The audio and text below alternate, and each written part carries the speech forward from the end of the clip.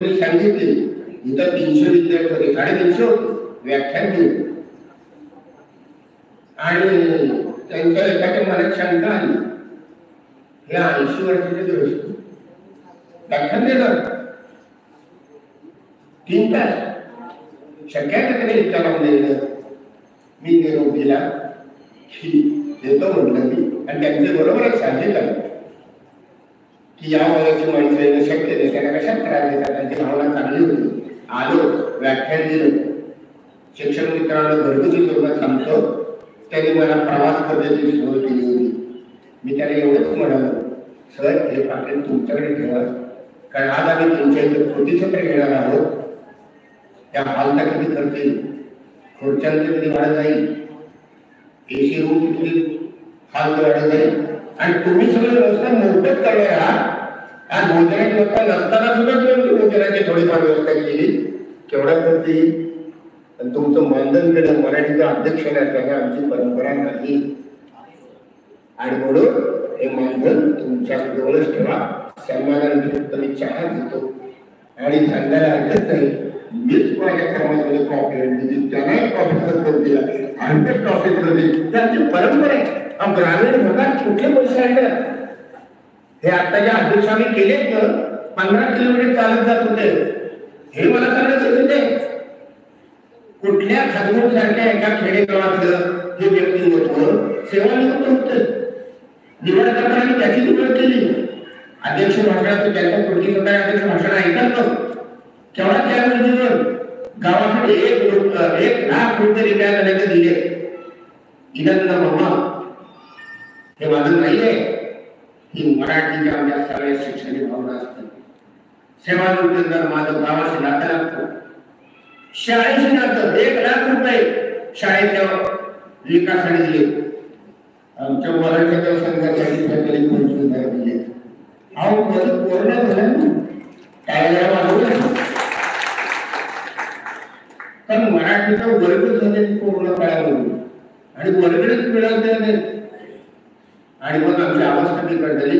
मग आम्ही नियोजन केलं की ज्याला शक्य असेल की वाढदिवसा दिवशी सांगायला हरकत आहे की मराठीचे शिक्षक, आणि मग लोकांनी दिलं वाढदिवस 1,000 आम्ही त्यांना पावत्या देतो आणि त्या अंकामध्ये देतो. आज थोडीफार आम्हाला जमते, आणि त्याच्या व्याजापुढे त्रैवार्षिक छापतो, लपून ठेवत नाही. ही मराठीची संघटना प्रत्येक पैशाला हिशोब देत असतो, आणि तुमच्यामुळं सांगायचं तर पुढे सांगायचं, आणि तुम्ही आहात म्हणून मराठीत आम्ही निमित्त मात्र. म्हणून आज सगळ्यांना मी सांगितले, या नवीन लोकांना एका संघटनामध्ये असं लावायचे, आम्ही खाली बसणार तुम्ही वर थांबायचं. आणि दुसरी तुमच्या परिस्थितीच्या किल्ल्या किती दिवस कमरेला ठेवायच्या, हे केव्हा तरी दिल्या जातं. हे माणसं काय बरोबर त्या तिघाला सांगितले, उद्यापासून तुम्ही हा जिथं आवश्यकता असेल ती चांगली बोलू. असा हा मराठीचा संघ आहे, आणि या संघाला पोषण पूरक आणि अतिशय चांगला वातावरण या संस्थेच्या लोकांनी उपलब्ध करून दिलं. त्या संस्था चालकांचे खरोखर आभार मानतो. एवढी मोठी संस्था, एवढी शाळा माणसांमध्ये आधी संस्थेची परवानगी काढली नाही. परवानगी काढायचं काय, वयस्कर माणसं डोळ्याने चेहऱ्याने परवानगी देत असतात. जा काही काय करू नको, जशी आई आपल्याला परवानगी देते, जा न्याय पाटील त्या खेळायला किती आनंद वाटतो. तर काही गोष्टी अशा म्हणून या संस्थेचं खऱ्या अर्थानं टाळ्यावर आपण करतो करूया. ते संस्था वयाप्रत असतील, काही आज हयात नसतील, काही हयात असतील, पण त्याने परवानगी दिली असल्यामुळे हे कृती संपन्न होत आहे. आणि याचबरोबर तुम्हाला सर्वांचे मी मनपूर्वक स्वागत करतो. जे आले ते आमचे आहेत, जे आले नाही तेही आमचे आहेत.